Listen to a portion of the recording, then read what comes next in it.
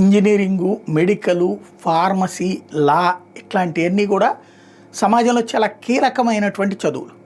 చాలా కష్టపడాలి ఆ సర్టిఫికెట్లు సాధించాలంటే. సాధించిన తర్వాత ప్రాక్టీస్‌లోనూ నిరంతరం ఎప్పటికప్పుడు అప్డేట్ అవుతూనే ఉండాలి. ఎప్పుడో చదువుకున్న రోజుల్లో పుస్తకాలంటే కుదరదు. ఈ రోజుకి ఈ రోజు మారిపోయేటటువంటి పరిణామాలకు అనుగుణంగా చేయాలి. అయితే ఇవి చదవడానికి సిస్టమ్స్ ఉన్నాయి. కొన్ని ఎగ్జామ్సు, కొన్ని ఎంట్రన్స్ ఎగ్జామ్స్, ఆ తర్వాత పాస్ అవ్వడం, అక్కడ తర్వాత మళ్ళీ కోర్సుల్లోకి వెళ్ళటం, ఇవన్నీ తర్వాత మళ్ళీ ఫైనల్గా అయ్యాక మళ్ళీ పరీక్షలు ఉంటాయి. ఇట్లాంటివి చాలా ఉంటాయి.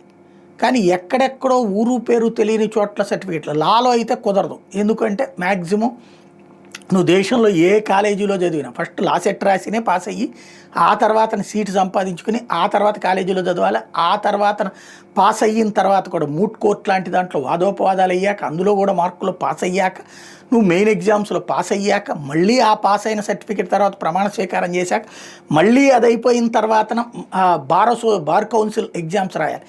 అప్పుడు ప్రాక్టీస్కి అర్హత ఎగ్జామ్స్లో పాస్ అయితే అప్పుడు మళ్ళీ తీసుకొచ్చి లాయర్గా ప్రాక్టీస్ చేయొచ్చు. ఇంత తతంగా ఉంటుంది. పోనీ అట్లాగని లాయర్గా ప్రాక్టీస్ చేయగానే కోట్లు వస్తుందంటే, 1,000,000 మందిలో ఓ 10 మంది ₹1,00,00,000 సంపాదిస్తే, ఓ 25 మంది 50 మంది లక్షల్లో సంపాదిస్తే, మిగతా వాళ్ళందరూ వేలల్లో సంపాదించుకునే పరిస్థితే ఉంటుంది.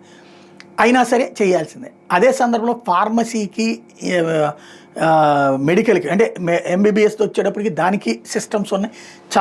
ఎంట్రన్స్ రాయాలా, నీట్లా, ఇంతకుముందు ఎంసెట్లా రాసి, ఆ తర్వాత పాస్ అయిన తర్వాత సబ్జెక్టులన్నీ పూర్తయిన తర్వాత మళ్ళీ వాళ్ళు ప్రాక్టికల్స్లో కూడా పాస్ అయిన తర్వాత హాస్పిటల్లో పనిచేశాక, ఆ తర్వాత వాళ్ళకి ఫైనల్ ఎగ్జామ్స్ అయ్యాక ఇచ్చే సర్టిఫికెట్టు, అది చాలా కీలకమైనటువంటి. ఇట్లాగుంటాయి.